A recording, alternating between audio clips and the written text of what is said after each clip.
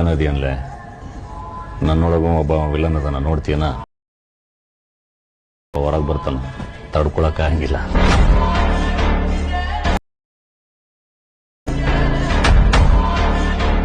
ನಮಸ್ಕಾರ ಕನ್ನಡಿಗರೇ, ನಾನು ನಿಮ್ಮೆಲ್ಲರ ಯಶು ಕ್ರಿಯೇಷನ್ 17.